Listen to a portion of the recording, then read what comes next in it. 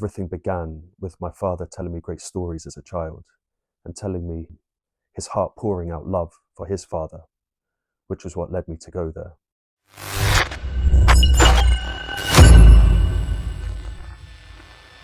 Assalamu alaikum. My name is Mujeed and this is the story of how I became Muslim. It began in 2001, most probably after with a holiday to Pakistan. I went there. Had just finished school, and I went to Pakistan really because I wanted an adventure. I wanted to go somewhere that other people didn't go, and I wanted to see the world with my own eyes. And I chanced upon Pakistan. I mean, I often say to people, I went there because I love curry and I love cricket, and so I thought I should go to Pakistan. That's all true, but things happen in life on different levels simultaneously, and when I look back on it, I see that I went there because really, funnily enough, because of my grandfather, my father's father. He died before I was born, and he had spent some of his life in what is now Pakistan in India, and what's now Pakistan in the Raj in the government. And my father greatly missed his father. He really loved his father. I remember my father's family in Ireland. They would always say about my father. They would say that John worshipped the ground his father walked upon, and I guess he was still in mourning and celebrating his father's life. And to me and to my siblings, when we were little, he would talk a lot about his father. After being the collector of Bombay, he then became the marshal and the political agent of Sindh. Well, became the collector of Karachi, and then and then later of Sindh. And after the empire finished, after the Raj finished, he then went to Kenya, and then later to the Caribbean. There was a very famous diplomatic incident where Lord Baldwin, Stanley Baldwin's son, he was a governor of one of the islands in the Caribbean. I forget which one now, but and he had openly come out as a sodomite, and it was caused a complete breakdown of law and order in the island. The central government in Whitehall tried to recall him, and he refused. So quite time-honoured fashion, I think, within the empire, when there was an English aristocrat a queer English aristocrat gone rogue, they sent in the Ulsterman, and that was my grandfather. King George personally appointed him, and he was given a magnificent title, the Emperor's Liaison to the Western Hemisphere. What in effect that meant was that he had authority over the Caribbean. After that, he then came to London, and then later on he passed away in London. You see, that was the reason why I went to Pakistan, and importantly, I went to Pakistan. It meant I went there in a way that I was searching for something within myself.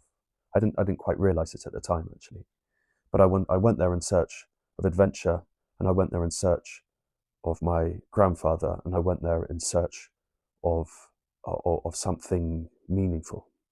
And then once I was there, I encountered the incredible warmth and hospitality of the Pakistani people. I had a 30-day visa. I had a backpack. I did have a map, which I soon realized was pretty useless or just unimportant in Pakistan because of the hospitality of the people. And so I threw the map away, and I just went just wandered around the country for about 8-9 months. And everywhere I went, I mean, at times it was hard to spend money. I spent less than £1,000 in that time, as well as the offers to stay in people's homes, that people would just pay for bus rides, people would force me to come and eat with them everywhere. And that kind of hospitality really moves the heart. And I think, again, looking back on things, I think at that time in my heart I became Muslim, but I didn't fully become Muslim until several years later. I think the quality of hospitality is so important always, but even more so now, actually, when people are quite cut off from each other, isolated, alone, depressed, certainly the way things are in the West. And the warmth and the affection of the Pakistani people towards guests completely destroys all of that. But I mean, don't get me wrong. I saw a lot of life in Pakistan. I saw a lot of terrible things. It wasn't all sort of sweetness and roses.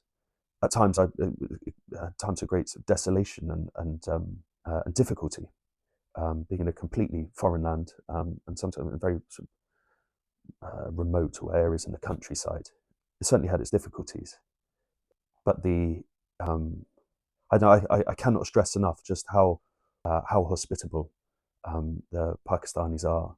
And it's quite strange that so many people from the West go to India for spiritual enlightenment, when in Pakistan there is the real deal there.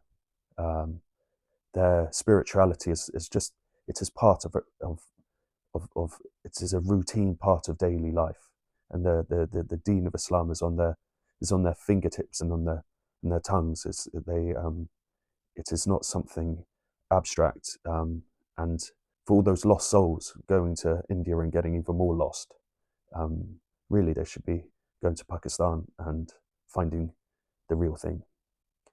But I didn't say the Shahada when I was there. I returned at the beginning of September 2001, of all times. I didn't change my visa. I still only had a 30-day visa. That didn't matter in Pakistan at that time, thankfully. They weren't nearly so bureaucratic uh, times then. And on the 11th of September 2001, the world really did turn. A new chapter began, and there was incredible hostility towards Muslims, hysteria, paranoia, panic, which lasted for quite a long time. I remember so well those wall-to-wall news coverage that carried on for a long time after 9/11, about which took in lots of talk about Islam, lots of talk about Pakistan and Afghanistan, the mountains, the tribal way of life, and I know all these kind of things. And at times they would have on the news their sort of the radar picture and the news graphic, and would zero in sometimes on the exact village where I had been just only weeks before.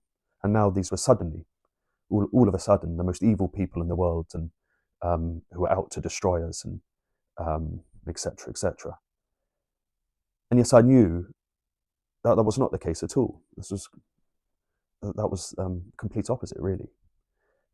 These people posed no threat to us whatsoever. They weren't interested. Why would they be about what's going on in Europe?